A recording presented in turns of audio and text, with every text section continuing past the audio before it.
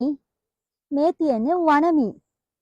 ලංකාවේ මී වර්ග 7ක් වගේ තියෙනවා.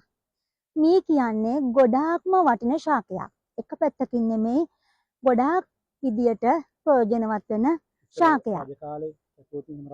ඔව්. ඉස්සර තිබිච්ච නීතියක් තමයි රජ කාලේ හැම අක්කරයකටම මීගස් දෙකක් තියෙන්න ඕනේ කියන කතාව. ඒ මීගස් දෙකෙන් වැටෙන කොළ ටික තමයිලු ඒ කාලේ පසට වගාවට පෝර වෙලා තියෙන්නේ. ඒ කාලේ මී ගහක් කැපුවා නම් දීපු දඬුවම තමයිලු මරණීය දණ්ඩනය. මී ගහ කියන්නේ ඒ තරම්ම වටින ශාකයක් නිසා. මොකද මී ගෙඩි වලින් කෑම වර්ග හදන්න පුළුවන්.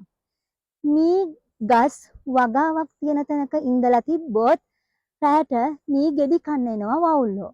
වවුල්ලෝ ආවට පස්සේ වවුල්ලෝ මී ගෙඩි විතරක් කාලා යන්නේ නැහැ. එයාලා වසුරු කරනවා. වසුරු කරාට පස්සේ ඒවත් ඒ වගාවට පෝර වෙනවා. ඒ විතරකුත් නෙමෙයි වගාවේ ඉන්න පලිබෝධකයොත් ඔක්කොම විනාශ කළා තමයි වවුල්ලෝ යන්නේ. ඒ වගේම මී ඇට වලින් තෙල් හිඳිනවා. පාරම්පරික ඖෂධයක් විදිහට ඒක පාවිච්චි කරනවා. අනිත් එක තමයි විදේශිකයෝ ලංකාව ආක්‍රමණය කරාට පස්සේ අපේ මී ගස් ටික කැපුවා. කැපුවට පස්සේ ලංකාවට පෝර නැති වුණා.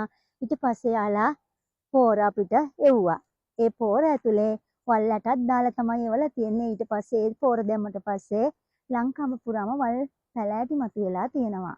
ඔය ගොඩාක් ආක්‍රමණශීලී ශාක තියෙන්නේ ඒව තමයි.